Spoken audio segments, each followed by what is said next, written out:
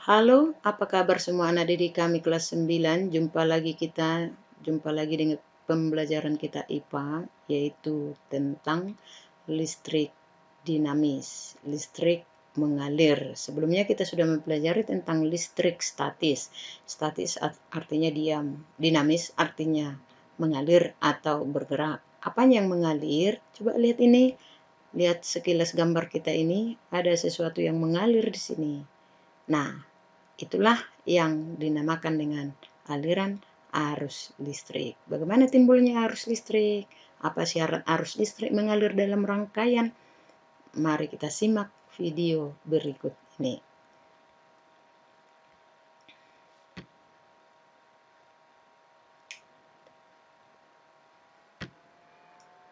Nah, adapun standar kompetensi pada pokok bahasan kita kali ini adalah memahami konsep kelistrikan dan penerapannya dalam kehidupan sehari-hari.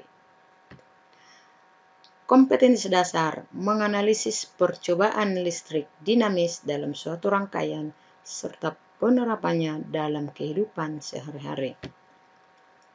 Indikator. Yang pertama, menjelaskan konsep arus listrik. Kedua, menjelaskan konsep hukum Ohm. Ketiga, menjelaskan konsep hambatan dalam penghantar. Yang keempat, menghitung nilai hambatan pengganti. Yang kelima, menghitung nilai kuat arus pada titik percabangan. Yang keenam, menghitung nilai kuat arus dalam rangkaian tertutup. Selanjutnya, standar kompetensi lulusan, yaitu menentukan besaran fisika pada berbagai bentuk rangkaian listrik.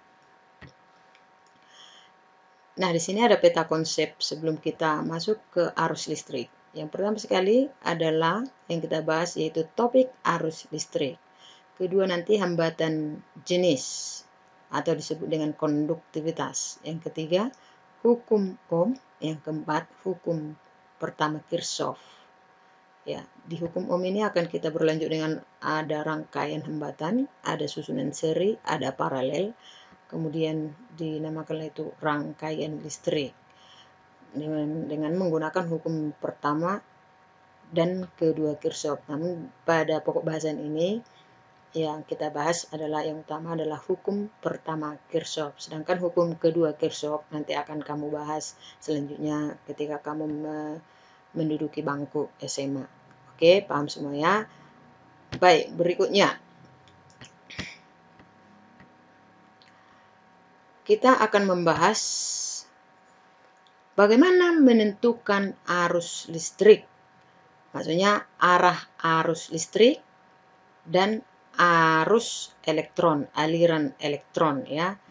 Arah arus listrik dan aliran elektron. Sebelumnya perhatikan ini gambar. Di sini lampu tidak menyala. Kenapa lampu belum menyala?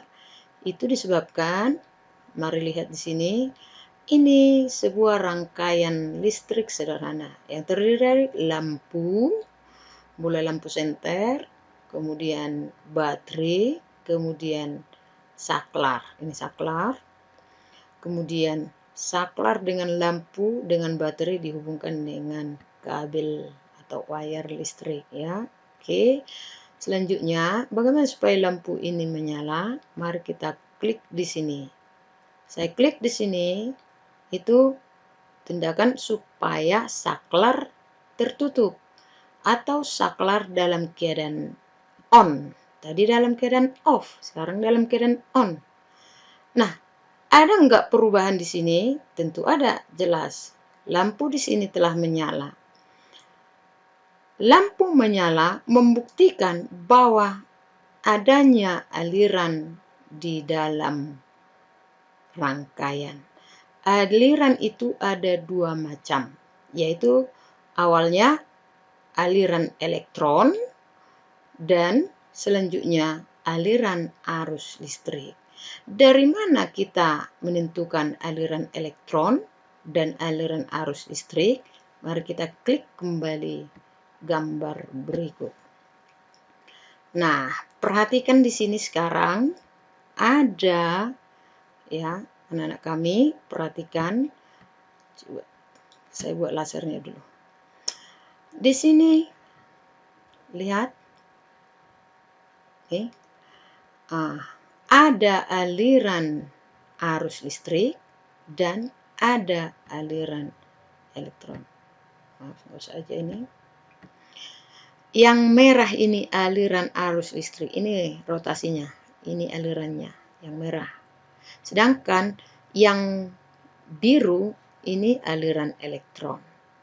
Kesimpulannya, kalau ini menyatakan sumber tegangan atau baterai, ini potensial tinggi, tidak ditandai dengan garis yang panjang ini, potensial tinggi, ini potensial rendah, ditandai dengan garis pendek, ya.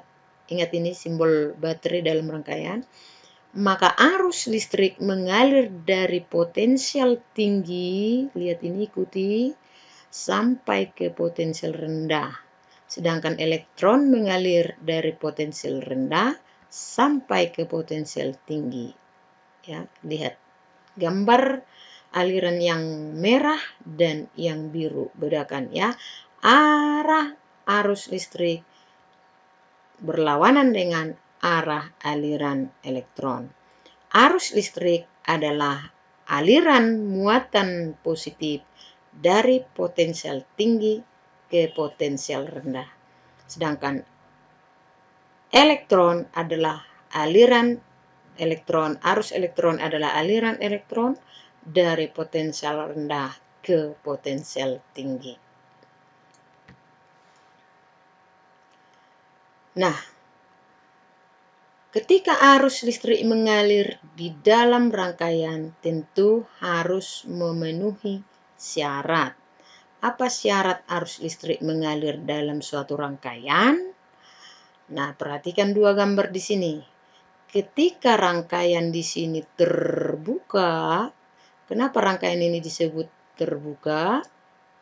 Karena saklar dalam keadaan off, tidak terhubung maksudnya ya. Atau mengapa lampu mati? Ini karena saklar masih dalam keadaan off, tidak terhubung. Atau simpelnya rangkaian berupa rangkaian terbuka. Nah, kenapa lampu menyala? Itu karena saklar tadi sudah di-on-kan, atau katakanlah rangkaian di sini sudah merupakan rangkaian tertutup sehingga arus mengalir dalam rangkaian sehingga lampu ini bisa menyala. Nah, dalam rangkaian apa agar arus listrik dapat mengalir? Jawabannya adalah dalam rangkaian tertutup. Selama rangkaian masih terbuka, arus tidak akan timbul di dalam rangkaian dan lampu tidak akan menyala. Paham semua ya? Jelas ya? Baik, kita lanjutkan. Aliran arus listrik terjadi, langsung saja ini ya. Ini dua konduktor. Ada perbedaan potensial di sini. Di sini lebih banyak kutub positifnya di A dibandingkan di B. Nah, dalam hal ini berarti elektron di B lebih banyak. Maka elektron di B akan bergerak dari B ke A, maka timbullah arus listrik dari A ke B. Apakah ketika terjadi aliran muatan listrik dari B ke A sampai muatan di B habis? Tentu tidak. Ketika muatannya sama-sama jumlahnya di A dan di B, maka tidak terjadi lagi aliran arus listrik karena tidak memiliki beda potensial. Dalam hal ini, beda potensial di A sama dengan beda potensial di B. Ketika benda A dan B memiliki jumlah dan jenis muatan yang sama, maka kedua benda dapat dikatakan telah memiliki potensial yang bagaimana? Tentu jawabannya adalah potensial yang sama besar. Nah, arus listrik dapat mengalir jika ada beda potensial. Jadi lebih tinggi misalnya beda potensial di A dari B, maka arus listrik mengalir dari A ke B. Jika lebih tinggi potensial di B dari di titik A, maka arus listrik mengalir dari B ke A. Sebaliknya lah mengenai aliran elektron. Jadi dua syarat arus listrik mengalir dalam rangkaian. Yang pertama tadi adalah apa? Rangkaiannya tertutup. dan yang kedua adalah terdapat beda potensial di dalam rangkaian antara dua titik dalam rangkaian. Demikian.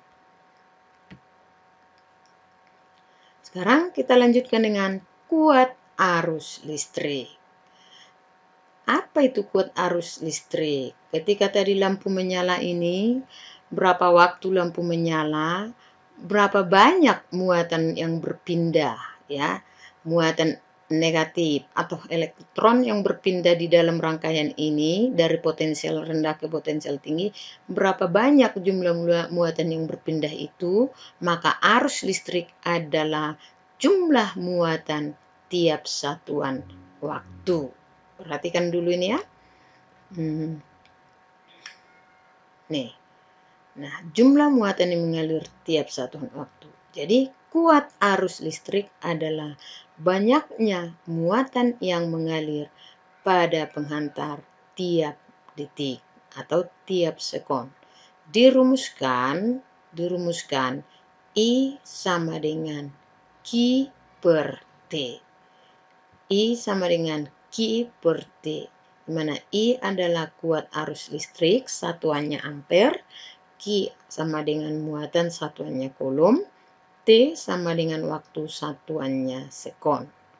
1 ampere didefinisikan sebagai muatan listrik sebesar 1 kolom yang mengalir dalam penghantar selama 1 sekon.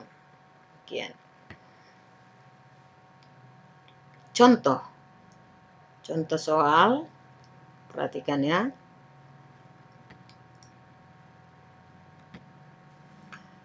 Ini contoh soal, sebuah akumulator, ini baterai basah ya, aki, pada kutub-kutubnya dihubungkan pada terminal lampu jika kuat arus yang mengalir pada lampu.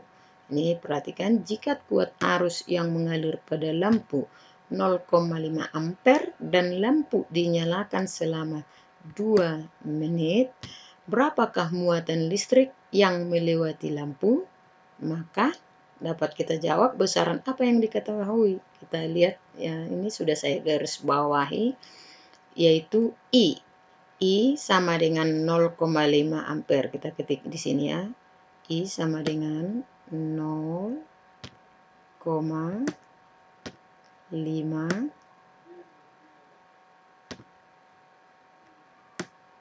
ampere ya. Sedangkan T adalah 2 menit. 2 menit itu sama dengan 2 tukar ke sekon, 2 kali 60 sekon. Sorry ya, huruf nolnya. Jadi 2 kali 60 berarti menjadi 120 sekon. Oke, masuk ke rumus Q. Tadi rumusnya I kuat arus listrik sama dengan banyaknya muatan persatuan waktu Q per T. Oke, berarti Q sama dengan, balikkan rumusnya, I kali T. Kita buat di sini besarannya dulu, I kali T. I berapa tadi? 0,5. Tulis di sini 0,5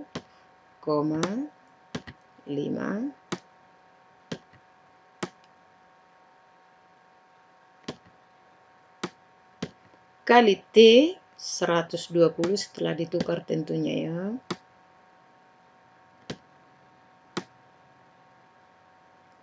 Dihasilkan 0,5 kali 120 menjadi 60 kolom. Ini hasilnya 60 kolom. Demikian. Gampang kita menyelesaikannya. Demikian dulu. Semoga video saya ini bermanfaat buat kita semuanya. Atas perhatiannya semua, terima kasih.